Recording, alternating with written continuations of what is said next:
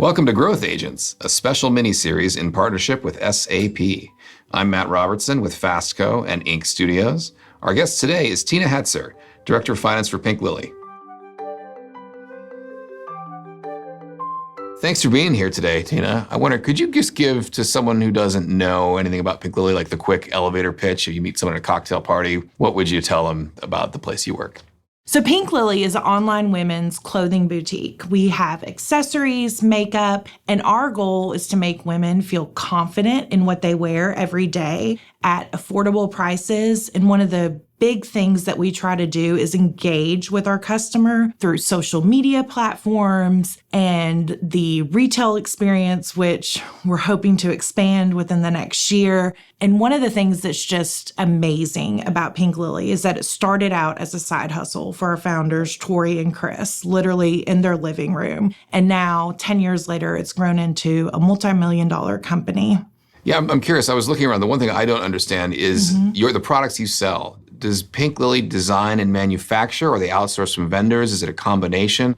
So our products are designed by Pink Lily's merchandising team, but we use outside vendors to actually make the product. So we have some fabrics that are custom, some designs that are custom to Pink Lily, but we don't produce those items in-house. So our merchandising team will work with our outside inventory vendors on cuts, styles. Basically, those samples are going back and forth. We have both domestic and international inventory vendors. So that team is going to LA several times throughout a year so they can feel the product, see the product, and work with those vendors to get it exactly how we want it.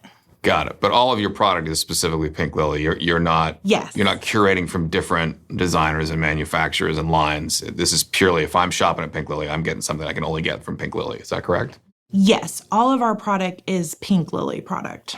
Could you give us a little context about where we are? We're at the headquarters here, and kind of how your operations work on a kind of a global scale. I'd love to get kind of under the hood of the infrastructure of how this company works.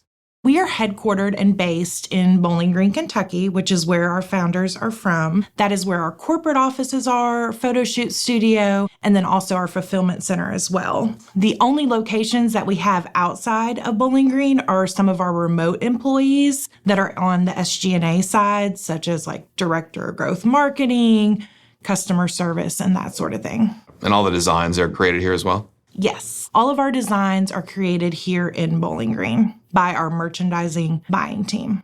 What drew you into this type of work? I really always thought I would be an elementary school teacher because I love kids, I love summer vacation.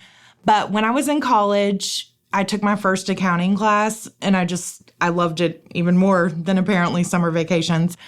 I've always loved math and it just makes sense. Accounting, there is one answer, and that's where you're going to get whenever you're doing anything in this line, because GAAP tells you that you can have one answer, IRS tells you can have one answer, so it's just getting there. I actually began my career in public accounting, which I think is great for people that have an accounting degree. It exposes you to a lot of industries and really shows you the heart of the financials, but I also know that most people that start in public accounting, they make that decision, hey, I don't want to work that many hours. I'm going to go into private accounting. I don't want to travel as much. And that's ultimately where I got in my career. And so I decided to go into the private sector.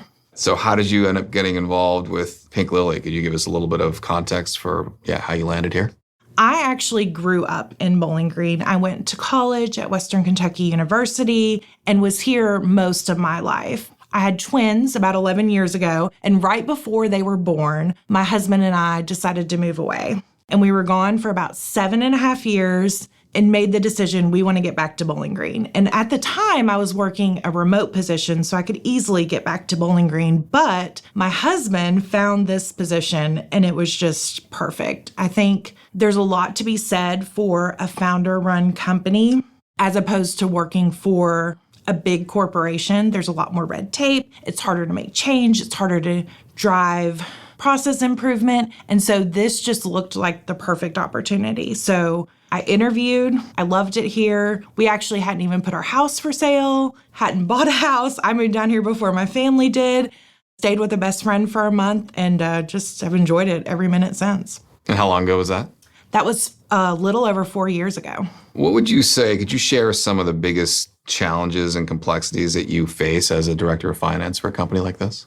Really just making sure that we are set for success and the rapid growth that we've experienced. From a cash flow perspective, when you're growing a company and you don't want to have a lot of outside financing, you have to be really smart with how you invest your earnings and so that you can maintain that growth. And so before I worked at Pink Lily, they outsourced their accounting function, which can be great for smaller companies that really can't support an in-house finance team. But it was the time with their growth to bring it in-house, make sure they were in compliance, make sure that they had somebody dedicated to the company. So really, when I started here, it was just building the department from scratch. And that can be extremely complex when you are a company making sales all over the nation and there's constantly changing regulations that you want to get compliant with and get compliant with quickly.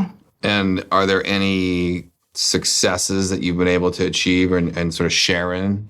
I feel like I have my little world. So, I have my success with, when we first started, we did not, of course, have a finance team. We did not get an audit. We now have had an audit for 2 years. It's always clean. We have no issues getting our sales tax nexus compliance, leasing regulations. So just from my little finance world, we've accomplished so much. But because we are such a small company, overall, when you look at our director team, we're 10 strong. And so we work very closely together for everything. So I know more now about marketing than I ever thought I would know. I know more about merchandising than I ever thought I would know. It's exciting to be able to help them win because they're the face of the company. They're the ones that are making sure that we have product that customers like. They're making sure that customers see us and engage with us on social media, but they need me as the finance lead to make sure that, hey, are we getting good deals on our products? So,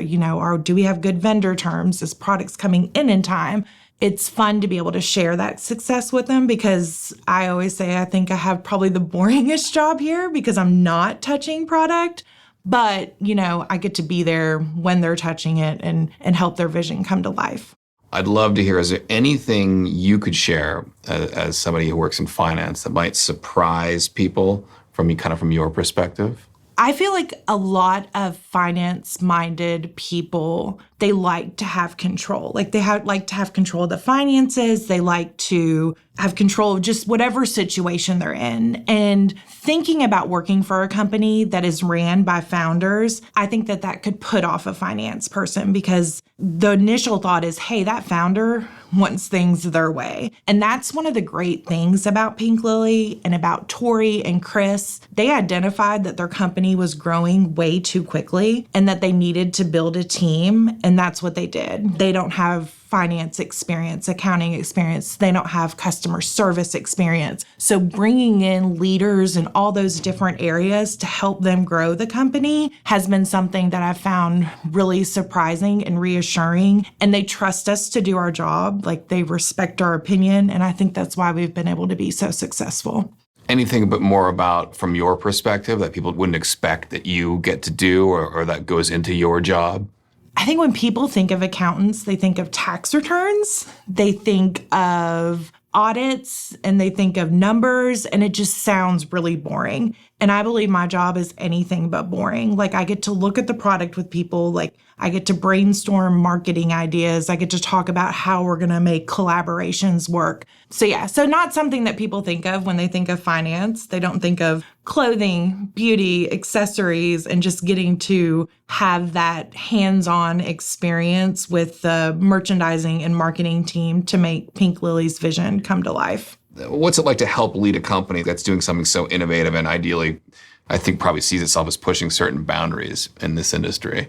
Pink Lily is a very fast-paced company. When we think about the industry, obviously clothing everyone has to have clothing. But when you think about how we market to women online, they don't have that in-store experience, and we have to make them feel comfortable in purchasing clothing because everyone knows it's hard for a woman to buy a shirt and know that it's going to fit. So we do fit videos. We make sure that we try to connect with the customer so they feel like they know us and they want to shop at Pink Lily.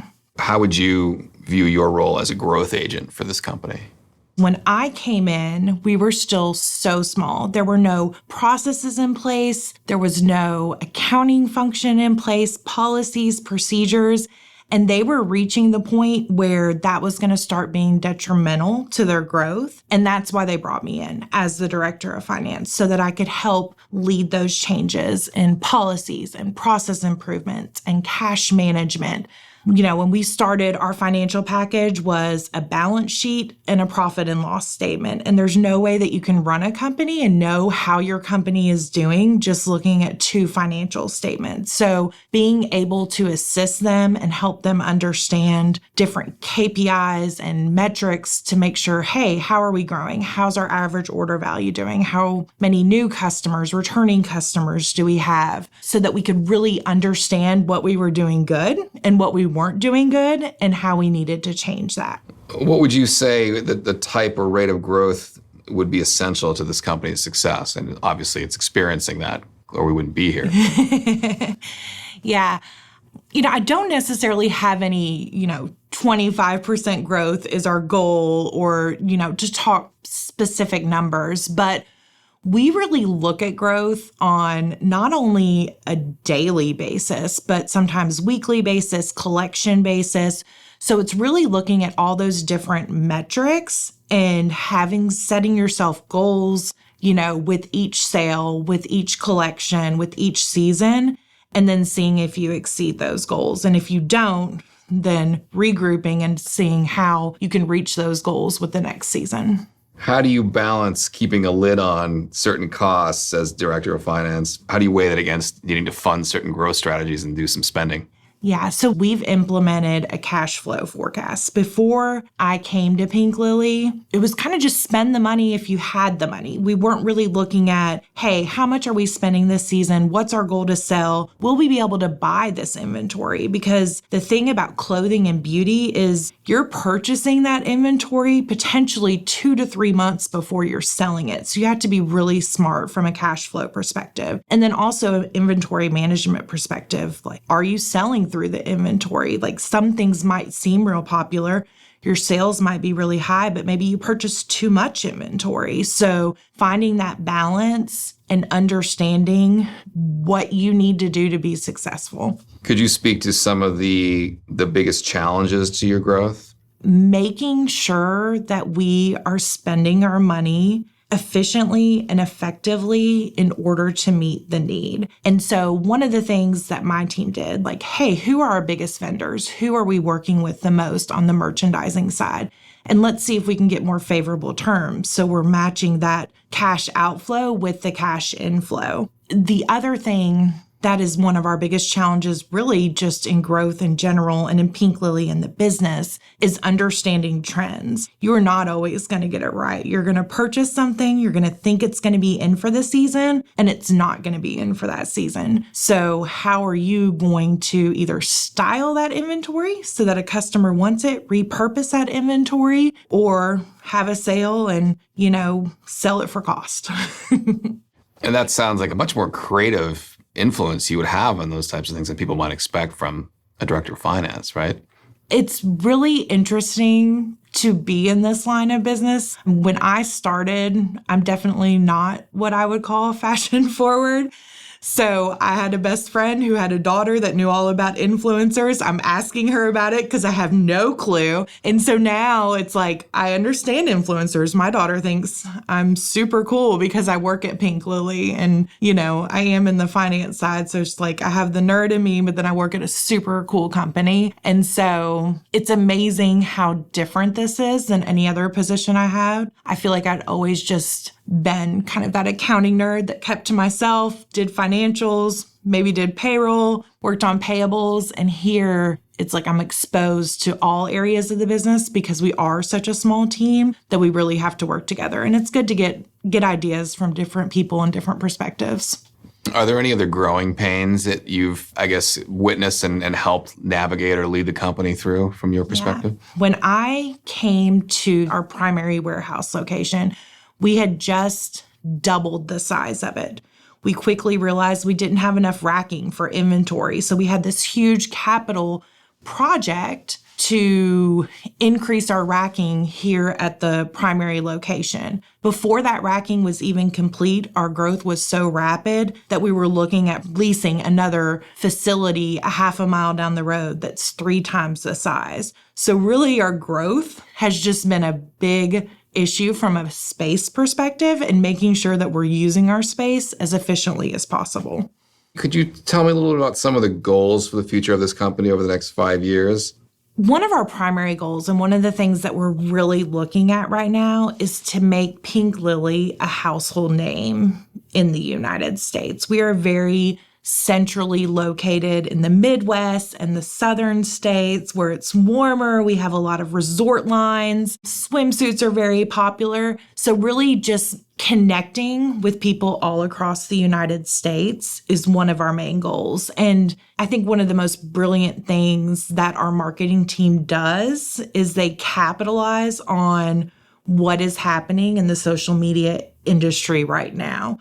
We have an ambassador program where basically anybody, it doesn't matter what their following is, they can post Pink Lily clothes, they can post their link, and they get commissions. And it's brilliant from my perspective as a finance person.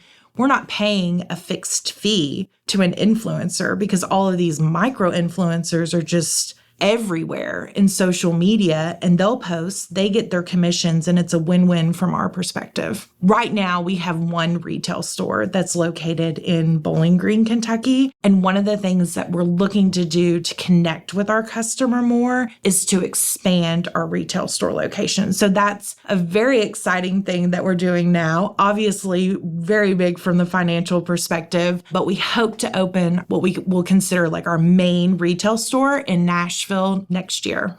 Could you share any more about kind of, I guess, what you're excited about or how you're feeling about the future for this company and your role at it? As we have built our team, and we have such a strong team right now, and we're very dedicated, I really feel like we are going to be able to grow and connect more with our customer and become that brand that hopefully people think of in their everyday style and in their beauty needs as cute, affordable fashion that makes them feel confident. How would you say, based on your experience, that the role of a CFO or a director of finance might be changing or evolving? One of the things that's expected of CFOs, director of finances, in this current environment is they can no longer just report numbers through a financial package. It's very important to be able to go to board meetings, to talk about the growth within the company, talk about things that are going well, things that aren't going well, and to help the team make decisions based on what they put together from a financial perspective to help the company grow. So that's all for our discussion on growth agents. This custom episode is produced by Fastco and INC Studios in partnership with SAP. I'm Matt Robertson. Our producer is Avery Miles, and our editor is Nicholas Torres.